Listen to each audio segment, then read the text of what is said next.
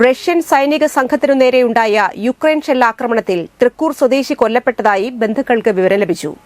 തൃക്കൂർ നായരങ്ങാടി സ്വദേശി കാങ്കിൽ ചന്ദ്രന്റെ മകൻ 36 വയസ്സുള്ള സന്ദീപാണ് റഷ്യൻ സൈന്യത്തോടൊപ്പം ഉണ്ടായിരുന്നത്. സന്ദീപ് ഉൾപ്പെട്ട 12 അംഗ റഷ്യൻ പട്രോളിംഗ് സംഘം കൊല്ലപ്പെട്ടതായും ആശുപത്രിയിൽ മൃതദേഹങ്ങൾ റഷ്യൻ മലയാളി അസോസിയേഷൻ അംഗങ്ങൾ തിരിച്ചറിഞ്ഞതായും തൃക്കൂരിലെ വീട്ടിൽ അറിയിപ്പ് ലഭിച്ചു. ശനി ഞായർ ദിവസങ്ങൾ എംബസി അവധിയായതിനാൽ അധികൃതരുടെ അറിയിപ്പും ചിത്രങ്ങളും അടുത്ത ദിവസമേ ലഭിക്കൂ. ചാലക്കുടിയിലെ ഏജൻസി വഴി കഴിഞ്ഞ ഏപ്രിൽ 2-നാണ് സന്ദീപും മലയാളികളായ മറ്റ് 7 പേരും റഷ്യയിലേക്ക് പോയത്. മോസ്കോയിൽ റെസ്റ്റോറന്റിലെ ജോലിക്കെന്നാണ് വീട്ടുകാരോട് പറഞ്ഞിരുന്നത്.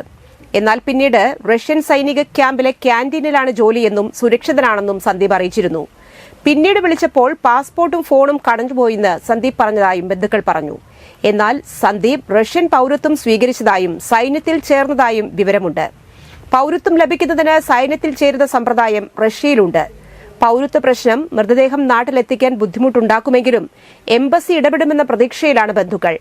റഷ്യൻ സേനയുടെ ഭാഗമായ സന്ദീപ് സൈനിക പരിശീലനത്തിലായിരുന്നതിനാൽ നാട്ടിലേക്ക് ബന്ധപ്പെടാൻ കഴിഞ്ഞിരുന്നില്ല.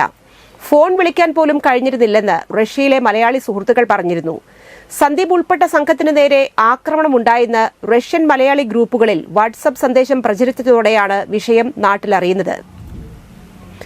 സന്ദീപിനെക്കുറിച്ച് വിവരങ്ങൾ അറിയണമെന്നാവശ്യപ്പെട്ട് ബന്ധുക്കൾ കേന്ദ്രമന്ത്രിമാരായ എസ് ജയശങ്കർ, സുരേഷ് ഗോപി, ജോർജ് കുര്യൻ എന്നിവർക്ക് പരാതി നൽകിയിരുന്നു. നോർക്ക വഴി റഷ്യയിലെ ഇന്ത്യൻ എംബസിയിലും ബന്ധുക്കൾ ബന്ധപ്പെട്ടിരുന്നു.